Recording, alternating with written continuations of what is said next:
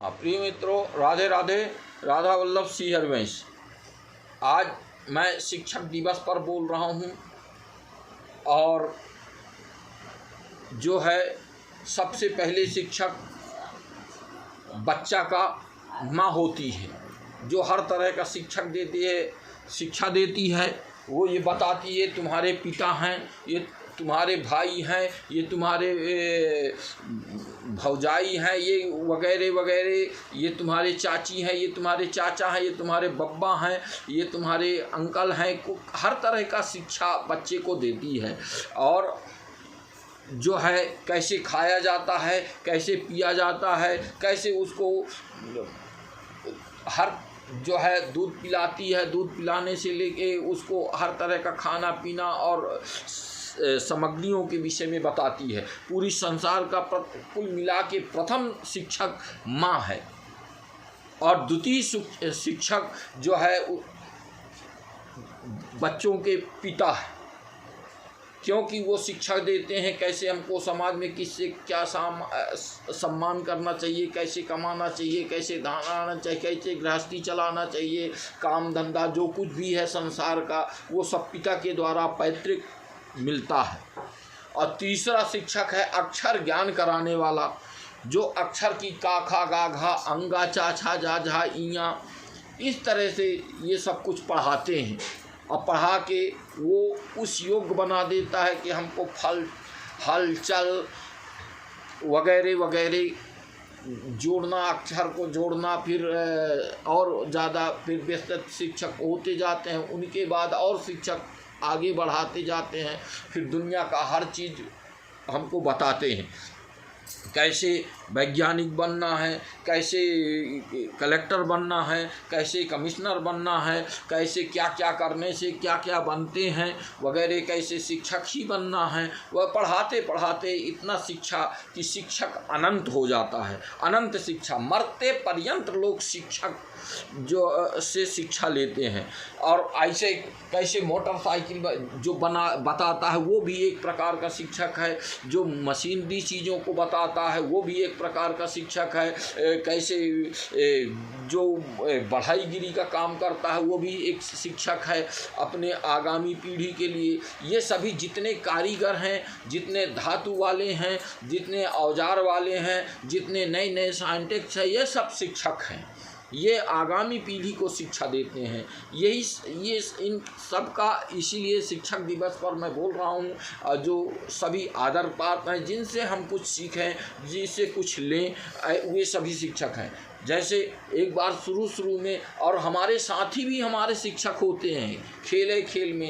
जैसे हमारे एक साथी हुआ करते थे, करीबन ये 14-15 वर्ष का जब मैं था, तो तभी से मेरे को एक हमारे वाल्मीकि सोनी करके रसमुहनी गांव के साथी होते थे। बोले चलो यार घूमने चलते हैं, और चल गए। तो एक सगरा टोला में उस समय मिलता था दारू, उसने 2 रुपया का दारू खरीदा, और 2 रुपया का दारू खरीद के और पीने को बोला थोड़ा सा तू भी पी ले। मैं कहा भाई हम नहीं पीते, हमारे घर के लोग नहीं पीते, हम नहीं पिएंगे, किसी भी तरह से नहीं पिएंगे।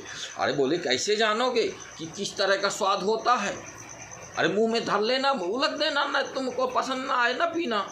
ऐसे करके उसने जो है थोड़ा सा बोले एक घूंट तो पी लो, अंदर जाने दो, क्या होता है कैसे होता है, कुछ तो जानकारी होगा। इस तरह से वो भी एक प्रकार का हमको शिक्षा दिया। और जो देते देते फिर बढ़िया कुछ खिलाया पिलाया, अजिया भजिया घर ले गया, सब कुछ खिलाया पिलाया। मैं उसके साथ रहने लगा, तो मैं कहा चलो कुछ नहीं होता है। इतने में धीरे धीरे कुछ समझ में आया कि कुछ मूड टाइप का भारी भारी ऐसे लगा। धीरे धीरे वो कई दिन तक हमको ऐसे कई बार वो अपने जीवन में, फिर मैं रात दिन पीने लगा। अब पीने लगा और ख़रीद के पीने लगा, ख़रीद के फिर मैं व्यवसाय भी करने लगा। उस समय कच्ची महुआ वाला। और मेरा ये मैं अपने विषय में इसलिए बता रहा हूँ कि जान लीजिए एक मेरे अंदर भी इतनी सारी बुराइयाँ थी, और वो बढ़ गया, और उनका व्यवसाय भी मैंने स्टार्ट कर दिया, और वो बहुत जल्दी 15-16 वर्ष के आयु तक फेमस भी हो गया। 16-17 वर्ष के आयु। फिर इसके बाद में मेरा शादी हुआ। शादी के बाद गुरुजी हमारे आए और एक प्रकार के गुरु दीक्षा प्रदान किए और उन्होंने हमारे सर पर हाथ रख के बोले कि एक मुंशी दउआ करके थे, वो बोले महाराज जी ये सब गांव वालों के बच्चों को बर्बाद किए दे रहा है, इसलिए इसके ऊपर कुछ सोचा समझा जाए। तो गुरुजी बोले बुलाए, उस वक्त मैं पिया हुआ था। गुरुजी ऐसे बुला के बोले आज से मेरे सर पर हाथ मलने लगे, बोले आज से तू नहीं पिएगा। अब मेरे को विश्वास ही नहीं होता था कि मैं आज से नहीं पीऊँगा। अब मेरा जो मेरे अंदर गुरुजनों के प्रति श्रद्धा भाव था, आदर सत्कार सब कुछ था। बोले कल तुम्हारा हम आके तुमको मंत्र दीक्षा देंगे। तो इस तरह से गुरुजी दूसरे दिन आए और मंत्र दीक्षा दिए। उस बार से जैसे उनका सर में मेरे हाथ पड़ा, मेरे सर में उनका हाथ पड़ा, तो जो है मेरे अंदर कुछ घृणा उत्पन्न होने लगा उस पर, और मैं पूरी तरह से उसी दिन से छोड़ दिया। तो आज लगभग 58 वर्ष का मैं हो के और आगे की ओर बढ़ चुका हूँ। उम्र मेरा 58 से क्रॉस हो गया है श्री कृष्ण जन्माष्टमी के दिन से। तो आज तक हमने उधर लौट के देखा नहीं। उनकी कृपा से श्री गुरु जी की आशीर्वाद हमारे ऊपर काम किया, मेरा जीवन परिवर्तन हो गया। और देखिए कितना बड़ा कृपा हुआ, गुरु कृपा एक प्रकार का ये भी शिक्षा रहा, और ये भी मतलब उनकी पावर था। उनकी पावर और उनकी भाव भक्ति के कारण मेरे अंदर ये सब हुआ और मैं भी भक्त बन गया। और भक्ति श्री राधा वल्लभ श्री हरिवंश जी का करने लगा। श्री हरिवंश राधा वल्लभ ऐसे करके मेरा छूटा। ऐसे करके कई तरह की बुराइयों को हमने छोड़ा। बीड़ी पीते थे, एक नवासी को उस दिन रविवार था, दिन भर हम पिए, शाम को पिताजी के साथ विवाद हुआ, उस दिन से हम छोड़ दिए बीड़ी। क्योंकि बीड़ी मदिरा तो छोड़ चुके थे, पर बीड़ी हमने पीना स्टार्ट कर दिया। और तंबाकू भी खाने लग गए। दुकान में हम बर्तन का दुकान करते थे, बैठते, कोई आता था तो उसको हम तंबाकू बना के खिलाते थे, पान तंबाकू कुछ ऐसे करके, तो हम भी खाने लगे। तंबाकू भी हमने छोड़ दिया। तंबाकू को हम कैसे छोड़ा कि एक जब से हम तंबाकू, एक गुप्ता जी, महेश गुप्ता, हमारे रसमुनी गांव के महेश गुप्ता रहे। महेश गुप्ता जी से हमने मांगा तंबाकू, तो बोले यार तंबाकू तुम बहुत खाते हो, इसलिए तुमको नहीं मिलेगा। तो मैं कहा आज भर दे दो। फिर कहे नहीं, बिल्कुल नहीं दूंगा। किसी भी तरह में करीबन 20 मिनट तक उनसे अनुनय विनय किया। मैं कहा भाई पैसे ले लेना, कुछ भी है, पर अभी दे दो, मेरा खाने की इच्छा है। बोले नहीं मिलेगा, मतलब नहीं मिलेगा। बड़े मुश्किल से फिर आखिर हमने उनसे तंबाकू ले ही लिया, और तंबाकू ले के बनाया और बना के उसको खाने का सोचा, तो अपमान हमको समझ में आ गया। जो उन्होंने हमको इंसल्ट किया, मांगना पड़ा, और मांगने के बीच में मना किया उस बार का, तो हम ऐसे मुंह में डालने लगे। तभी हमारे मन में आ गया, वो क्रोध भर गया था अंदर अंदर कि अब हम नहीं खाएंगे और नहीं खाना चाहिए, अभी नहीं खाएंगे, फिर बाद में देखेंगे, थोड़ा सा क्रोध शांत हो जाए तो खाएंगे। ऐसे करके रात हो गया, मैं नहीं खाया। वो दिन पूरा गया, नहीं खाया। दूसरे दिन फिर इच्छा हुआ कि थोड़ा सा खा लूँ, फिर निकाला। फिर मैं कहा ना, नहीं अभी नहीं खाऊंगा, फिर 10 मिनट बाद खा लूँगा। फिर ऐसे करके 10 मिनट 15 मिनट खा लेता हूँ। एक बार तो मैं जीभ ऐसे रखने वाला था, तभी कहा मैं अभी नहीं खाऊंगा, फिर बाद में खा लूँगा। और वो तंबाकू मैंने 1 महीने तक अपने पास रखा रहा। अब मैं सोच लिया था कि इतनी मुश्किल का तंबाकू है, इतना मुश्किल से मैं उससे लिया हूँ, जब खाऊंगा तो पहले इसी तंबाकू को खाऊंगा, अन्यथा खाऊंगा नहीं।